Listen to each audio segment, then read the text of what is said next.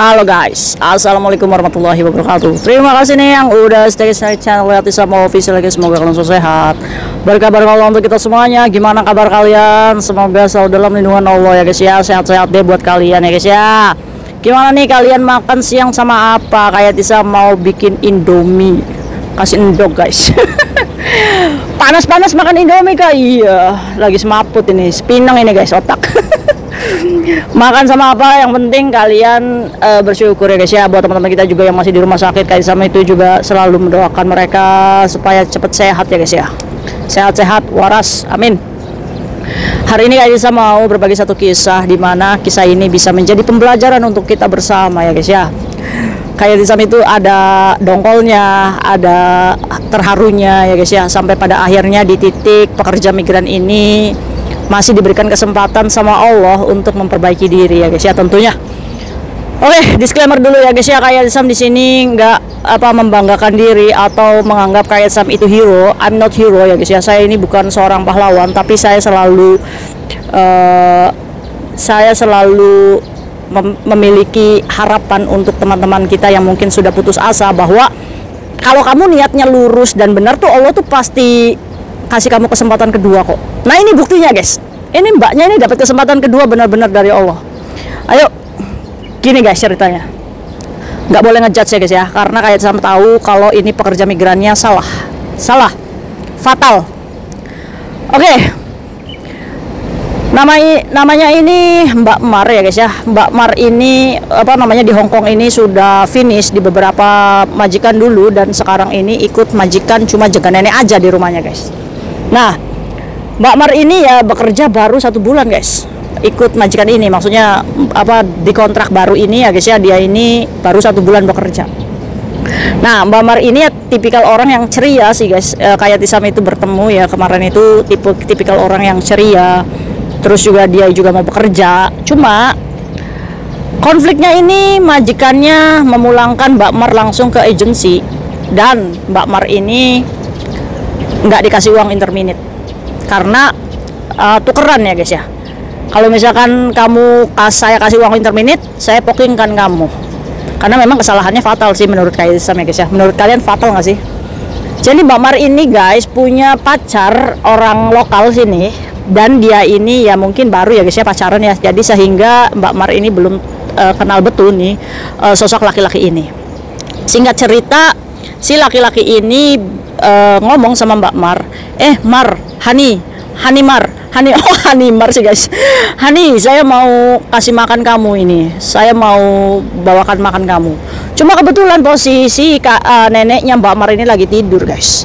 Jadi si Hani Mar ini ngomong sama pacarnya, ya udah deh, kamu naik aja ke lantai 7, ke lantai flatnya ya Mbak Mar. Dengan beraninya nih Mbak Mar nih ngasih tahu alamat majikan ya guys ya. Akhirnya si pacarnya Mbak Mar ini naiklah tuh ke flat 7. Ting tong, kaget dong, neneknya kan lagi tidur, ada ting tong ini siapa gitu ya. Nah, dengan enaknya Mbak Mar ini buka pintu lah, dan ternyata pas si laki-laki itu ada di depannya, si neneknya ini keluar dari kamar guys. Mergokin tuh ada laki-laki. Nah, cuma si pacarnya Mbak Mar ini kalau misalkan ada itikat baik kan harusnya ya santai aja ya guys ya. Nah, ini langsung kabur si laki-lakinya. Jadi si nenek ini shock ya guys ya, teriak lah, kaget lah, dikirain penjahat ya guys ya. Akhirnya langsung telepon tuh si dadanya si Mbak Mar ini, telepon. Kalau tadi Cece masukin laki-laki ke rumah, ya dadanya ini kan jadi nggak terima ya guys ya. Akhirnya langsung marah-marah tuh sama Mbak Mar. Ngomongnya kayak gini, kamu kenapa sih selalu cari laki-laki terus? Kamu ini niat kerja nggak di sini? Ya udah kamu beresin cepet baju, kita ke agensi bareng-bareng. Katanya kayak gitu guys. Nah, sesampainya agensi, si Singsang sama dadanya si Mbak Mar ini ngomong lah tuh sama pihak agensi, ngomong, saya mau poking deh, pokoknya saya mau poking ini Cece, saya mau poking katanya. Gimana kalau orang tua saya itu meninggal katanya karena ketakutan kayak gitu ya guys ya. Akhirnya si agensi ini memberikan tengah-tengah nih, ya udah deh kamu belikan tiket pesawat aja, suruh si Cecemu itu pulang, udah nggak usah diperpanjang lagi masalah. Ya udah kalau kayak gitu saya nggak mau nih kasih uang interminate nih. Kalau misalkan saya nggak poking kan saya nggak kasih uang interminate. Nah, timbul pertanyaan, Kak, apakah boleh? Ya sebenarnya guys, sefatal apapun uang intermediate itu tetap hak pekerja ya guys ya. Mau kita yayai, mau kita apa, uang intermediate itu bisa apa namanya kita perjuangkan kalau lapor ke labor. Cuma pada kasus ini kan Mbak Marnya yang salah ya guys ya. Nah, kalaupun majikan memberikan uang intermediate, terus hasilnya majikan ini mempokingkan, otomatis Mbak Mar ini punya catatan kepolisian alias blacklist ya guys ya. Dimana Mbak Mar ini tidak akan bisa mungkin cari majikan lagi di Hong Kong. Resikonya guys, uang intermediate keluar, kalian di blacklist dari Hong Kong. Kak, apakah kan kejadiannya ini Mbak Mar udah berusaha menjelaskan nih sama majikannya kalau misalkan si cowok ini nih nggak ada maksud tujuan selain ngantar makanan, apapun itu guys, kalian sudah melanggar yang namanya privasi majikan. Kalau majikan nggak terima, bisa mempokingkan kalian, iya kan? Karena ini bukan rumah kita guys, ya kita lebih ke sadar diri aja ya guys ya. Akhirnya guys, setelah itu majikannya ini setelah tabayun sama agensi, ya Mbak Mar ini karena mendengar majikannya itu mau poking ya guys ya, ya jadi ketakutan gitu ya. Udah selain pasrah aja deh. Nah akhirnya guys, udah tuh majikannya itu kan udah belikan tiket, sudah dibelikan tiket guys. Nanti pulang tanggal 29 besok. Nah setelah itu guys, Mbak Mar ini ya terpaksa uang di kantong cuma 2.500 guys. Dia alhamdulillahnya ditampung sama temennya ya guys ya, di satu rumah yang temannya itu menikah dengan orang Hong Kong, jadi dia punya rumah gitu ya, jadi kita nggak usah ngekos gitu. Nah majikannya udah pulang, udah selesai, jadi nggak jadi dipoking ini Mbak Mar ya guys ya, masih beruntung alhamdulillah. Tapi guys, apa yang mencengangkan, ternyata setelah tiket pesawatnya diberikan ke Mbak Mar, ternyata paspornya digadai guys, 5.000 dolar Hong Kong di salah satu rentenir yang ada di Yuen Long ya guys ya. Mbak Mar ini udah bingung nih guys, dia masih memiliki waktu sampai tanggal 29.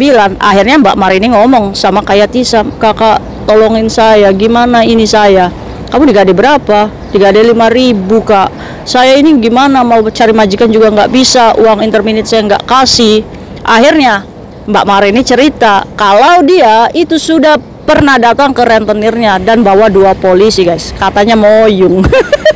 Jadi Mbak Mar ini minta tolong sama polisi, Pak polisi tolongin saya Pak polisi, paspor saya ada di situ. Akhirnya polisi ini nurut sama Mbak Mar ini guys, terus ngomong sama rentenirnya itu, saya cuma punya uang 2.000, tolong kembalikan paspor saya di intermediate, katanya kayak gitu guys. Polisinya juga bantu ngomong, katanya nggak bisa, alasannya itu nggak ada paspornya. Akhirnya moyung balik lagi tuh, ya, telepon kayak Tisam, nggak bisa kak, saya sudah lapor polisi, saya udah bawa polisi ke rentenir itu nggak dikasih paspornya kak. Jadi akhirnya alhamdulillah ya, kemarin juga kayak Sam itu ada libur ya guys ya, jadi ya udah deh saya ke sana. Akhirnya ya mungkin kalian yang ketemu sama Kayak Sam di Yuen Long ya, Kayak Sam itu lagi ngurusin kasusnya Mbak Mar ya guys ya. Akhirnya guys, Kayak Sam itu ya bismillah aja lah, bismillah, kalau misalnya ini rezekinya Mbak Mar ya dimudahkan semuanya gitu ya guys ya. Akhirnya ketemulah tuh sama Mbak Mar. Yang Aizam itu cuma ngasih tahu ke Mbak Mar dulu beberapa solusi ya. Dimana yang pertama, kalau Mbak Mar ini mau pulang ke Indonesia tanpa paspor, apakah bisa? Bisa. Itu nanti kita pakai SPLP ya guys ya. Yang penting ada tiket pesawat kan. Nah Mbak Mar ini udah bisa pulang ke Indonesia. Nah solusi yang kedua, Mbak Mar kalau misalkan mau jadi overstay silakan. Kayak Sam itu nggak pernah melarang kalian untuk jadi anak overstay guys. Karena apa? Karena beberapa video Kayak Sam udah ngasih tahu nih baik buruknya jadi anak overstay. Semua pilihan hidup tuh ada di kalian karena kalian itu sudah dewasa guys. Nah silakan, tapi dengan konsekuensi dimana kamu harus selalu mencari part time untuk bisa bertahan hidup yang keras di Hong Kong. Nah yang ketiga, ayo kita berusaha ke rentenir itu, mudah-mudahan aja rentenir ini bisa diajak tabayun, bisa mengembalikan paspor kamu dan bisa kamu pergi ke Makau untuk kerja secara resmi di sana ya guys ya. Rezeki kita nggak tahu, kita mungkin aja di Hong Kong ini kita hancur, ya mungkin aja di Makau kita mendapatkan tempat yang baik ya guys ya, pekerjaan yang baik, gaji yang oke gitu ya guys ya. Nah akhirnya ya udah deh kak, saya nurut aja. Oke, bismillahirrahmanirrahim ya. Akhirnya saya datang tuh guys ke rentenir. Ini lucu guys, ada lucunya sumpah. Demi Allah ini cuma 2.000 dia duitnya. Cuma saya waktu itu memang mau ngomong sama rentenirnya kayak gini, kasihlah dia itu paspor kembali, nanti dia bekerja di sana, nanti dia bisa balikin uang kamu 1.000 sebulannya daripada kamu hilang uang 5.000. Rentenir tadinya Kayak Tisam itu mau merencanakan seperti itu, karena hutang tetap hutang ya guys ya. Akhirnya ya udahlah bismillah, akhirnya naiklah tuh guys ke, kalau nggak salah di sekitaran disitulah di Yuen Long. Naiklah tuh ke atas Kayak Tisam. Saya suruh tunggu Mbak Mar itu di depan ya guys ya. Terus saya ngomong tuh sama rentenirnya tuh, Muisia, dan kebetulan orang Hong Kong ya rentenirnya. Terus ngomong, boleh nggak saya masuk? Iya masuk katanya kayak gitu. saya langsung tunjukin foto KTP-nya si Mbak Mar. Ini paspor dia ada di sini. Terus saya mau ngomong nih sama kamu, boleh nggak? Dia nggak tahu ya guys ya. Aura kayak Tisam itu menakutkan apa ya? Padahal kayak Tisam itu senyum loh sama dia. Cuma dia itu kayak gemeter gitu ya guys ya, ngadepin kayak Tisam terus ngomong kayak gini. Kamu agensi ya? Karena dia udah ngira kayak Tisam agensi, ya udah kayak Tisam acting aja waktu itu. Haya, no agensi, cuma ya. Akhirnya disuruh duduk kayak Tisam di situ guys. Terus ngomong kayak gini. Si rentenirnya itu ya guys ya, memang sebenarnya udah sakit hati sama Mbak Mar gara-gara kemarin bawa polisi guys. Akhirnya si rentenir itu ngomong sama Kak Yatisam, ngomong kayak gini. Kak Yatisam itu padahal belum ngomong apa-apa guys. Cuma Kak Yatisam itu ngomong kayak gini, ini Cece, yai. Saya bilang ini Cece ini nakal, saya bilang. Dia ini mau dilaporkan ke bosnya. Kalaupun dia dilaporkan ke bos, uang kamu itu tetap hilang, saya bilang kayak gitu. Nih, dia ini cuma punya duit 2.000. Terus kata si rentenirnya kayak gini, itu mbaknya ada di luar nggak? Ada, katanya suruh masuk katanya. Ya, masukkan si mbaknya itu, si Mbak Mar duduk itu di situ. Akhirnya rentenir ini, saya itu nggak suka dia itu ngelaporin saya ke polisi katanya kayak gitu. Kenapa dia itu nggak ngomong baik-baik sama saya, kata rentenirnya kayak gitu guys. Cuma kayak Tisam ya diam aja. Terus kata Mbak Marnya, kenapa kamu nggak ngomong baik-baik waktu itu? Saya udah kak, saya udah ngomong baik-baik, katanya tetap aja nggak bisa. Katanya kamu nggak bisa ngasih 5.000. Saya bilang segitu guys sama rentenirnya. Akhirnya ya udah gini aja. Jadi kamu mau kasihkan paspornya? Oke, saya kasihkan katanya. Kamu punya uang berapa? Dia punya uang 2.000, saya bilang kayak gitu kan. Nah, kayak Tisam itu belum ngelanjutin ngomor, katanya si rentenirnya tuh ngomong kayak gini. Ya udah nih, saya kasih kamu 2.000 nih, paspornya saya kembalikan. Udah sini 2.000 aja, yang 3.000 saya kasih kamu aja uangnya katanya. Gak usah kamu kembalikan. Allahu Akbar guys. Ini rezekinya Mbak Mar. Demi Allah, demi Rasulullah. Gak usah dibayar 3.000 nya katanya. Dibalikin guys. Allahu Akbar, ini kayak Tisam ini mempercayai ya kekuatan Allah itu nyata. Dibalikin, nggak ada ribut, nggak ada apa guys. Si rentenirnya itu udah saya kembalikan katanya. Pas keluar Mbak Mar ini saya suruh, jangan lupa ucapin alhamdulillah, Allah masih nolong kamu. Saya bilang, kamu sekarang pergi ke Makau, kerja di sana baik-baik.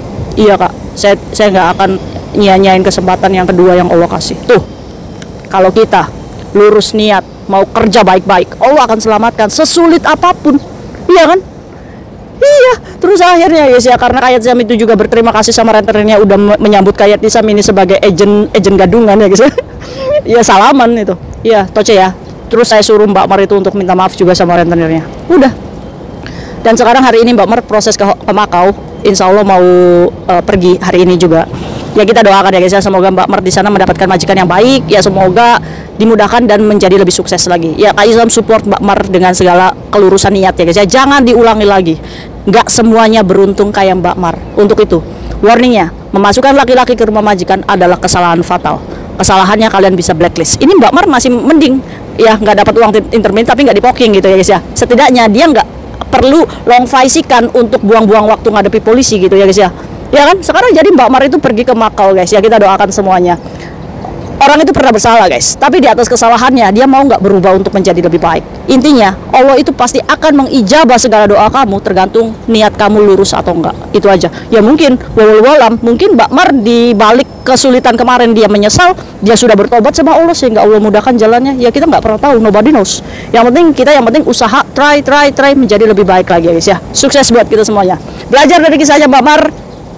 Hati-hati kalian pekerja di Hongkong guys ya, karena majikan itu nggak semuanya suka. Mungkin itu aja guys sharing kalian hari ini, semoga bermanfaat untuk kita semuanya ya. Jangan pernah takut menghadapi rentenir ya guys ya, yang penting niat kalian membayar. Oke, see you next video, bye bye. Assalamualaikum warahmatullahi wabarakatuh.